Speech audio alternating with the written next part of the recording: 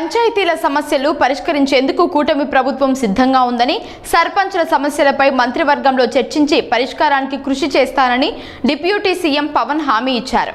అరకులో ఆంధ్రప్రదేశ్ సర్పంచుల సంక్షేమ సంఘం గిరిజన సర్పంచులతో సమావేశమయ్యారు. గ్రామ పంచాయతీల సమస్యలు వినేందుకు, పరిష్కరించేందుకు కూటమి ప్రభుత్వం సిద్ధంగా ఉందని డిప్యూటీ సీఎం పంచాయతీరాజ్ మరియు గ్రామీణాభివృద్ధి శాఖ మంత్రి పవన్ కళ్యాణ్ స్పష్టం చేశారు. పంచాయతీల సమస్యలపై మంత్రివర్గంలో చర్చించి పరిష్కారానికి అవకాశం ఉన్న అన్ని సమస్యలను పరిష్కరిస్తామని హామీ ఇచ్చారు. గిరిజన ప్రాంతాల్లో గ్రామ పంచాయతీల అభివృద్ధిపై ప్రత్యేకంగా దృష్టి సారిస్తామని పవన్ కళ్యాణ్ తెలిపారు. మంగళవారం అరకులో ఆంధ్రప్రదేశ్ సర్పంచుల సంక్షేమ సంఘం నాయకులు, అల్లూరి సీతారామరాజు జిల్లాకు చెందిన గిరిజన గ్రామాల సర్పంచులు పవన్ కళ్యాణ్ ను కలిశారు. గ్రామ పంచాయతీలు ఎదుర్కొంటున్న సమస్యలను వివరించారు. విద్యుత్ బిల్లులపై వడ్డీలు వేసి మరీ పంపుతూ ఉండటంతో పంచాయతీలు ఇబ్బందులు పడుతున్నాయని, మైనర్ పంచాయతీలకు ఉచిత విద్యుత్ అందించే కార్యక్రమాన్ని పునరుద్ధరించాలని వారు కోరారు. గత కూటమి ప్రభుత్వంలో విద్యుత్ బిల్లులు కట్టాలని సర్పంచులకు నోటీసులు వచ్చేవని, వైసీపీ హయాంలో విద్యుత్ బిల్లుల పేరిట చెప్పా పెట్టకుండా అకౌంట్లు ఖాళీ చేశారని సర్పంచులు వాపోయారు. గిరిజన గూడెం తాండాలకు ప్రత్యేక పంచాయతీలుగా గుర్తించి నిధులు మంజూరు చేయాలంటూ అర్జీ సమర్పించారు. గిరిజన గ్రామాల్లో ఇళ్ల నిర్మాణానికి ఇచ్చే సాయాన్ని 5 లక్షల రూపాయలకు పెంచాలని కోరారు.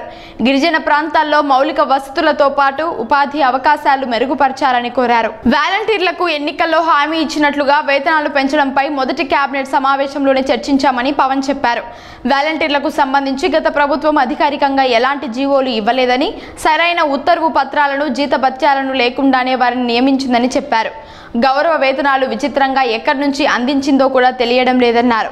ఈ విషయంపై చర్చకు తీసుకురాగా ముఖ్యమంత్రి చంద్రబాబు నాయుడు, విద్యా, ఐటీ శాఖల మంత్రి నారా లోకేష్ పరిశీలన చేసి ఎలాంటి అధికారిక నియామకాలు జరగలేదని గుర్తించామని అన్నారు. వాలంటీర్ల ఉద్యోగాల పేరుతో గత వైసీపీ ప్రభుత్వం వారిని నిలువునా వంచిందని పేర్కొన్నారు. వాలంటీర్లను సేవ చేయడానికి తీసుకుని గౌరవ వేతనాల పేరుతో అనధికారిక చెల్లింపులు జరిపినట్లు తెలుస్తోందన్నారు. పేరుకు ప్రభుత్వ ఉద్యోగాలు అని నమ్మించి పూర్తిగా వారు ఏ కోవలోకి చెందకుండా పని చేయించుకున్నారని స్పష్టం చేశారు. వాలంటీర్ అనే పేరును వైసీపీ ప్రభుత్వం అతి తెలివితో పెట్టింది. వాలంటీర్ అంటే స్వచ్ఛందంగా సేవ చేయడానికి ముందుకు వచ్చిన వారు అని అర్థం. కానీ ప్రచారం మాత్రం ప్రభుత్వ ఉద్యోగం అని మభ్యపెట్టి యువతను మోసం చేశారు. కనీసం వారికి ఎక్కడ నుంచి జీతాలు ఇచ్చారో కూడా ఆర్థిక శాఖ వద్ద నివేదిక లేదు. యువతను పూర్తిగా వంచించి వైసీపీ పబ్బం గడుపుకుంది అని పవన్ విమర్శించారు. ఎకో టూరిజం అభివృద్ధిలో అరకు మండలం సుంకరమెట్ట కాఫీ ఎస్టేట్ లో ఏర్పాటు చేసిన చెక్క వంతెనను పర్యావరణ శాఖ మంత్రి పవన్ కళ్యాణ్ ప్రారంభించారు. అల్లూరి సీతారామరాజు జిల్లా పర్యటనలో భాగంగా 2వ రోజు 19 లక్షల రూపాయల అంచనా వ్యయంతో కాఫీ తోటల మధ్య నిర్మించిన చెక్క వంతెనను పర్యాటకులకు అందుబాటులోకి తీసుకువచ్చారు. చెక్క వంతెన ప్రారంభానికి ముందు Andhra Pradesh forest development corporation chairman RV Sujay Krishna రంగారావుతో కలిసి కాఫీ తోటల్లో పవన్ కళ్యాణ్ మొక్కలు నాటారు. అనంతరం కాఫీ తోటల మధ్య ఆ వంతెనపై కెనోపీ వాక్ ప్రారంభించారు.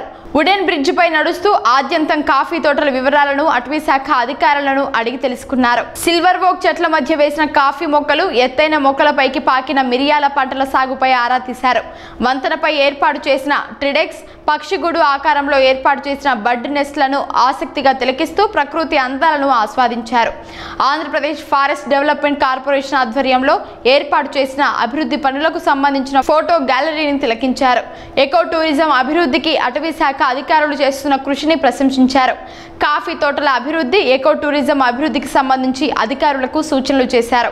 ఇలాంటి ప్రాజెక్టులు మరిన్ని అభివృద్ధి చేయాలని కోరారు. ఈ సందర్భంగా Araku delight coffee brand promotion తో పాటు సుంకరమెట్ట ఎకో టూరిజం పోస్టర్లు, బ్రోచర్లను ఆవిష్కరించారు.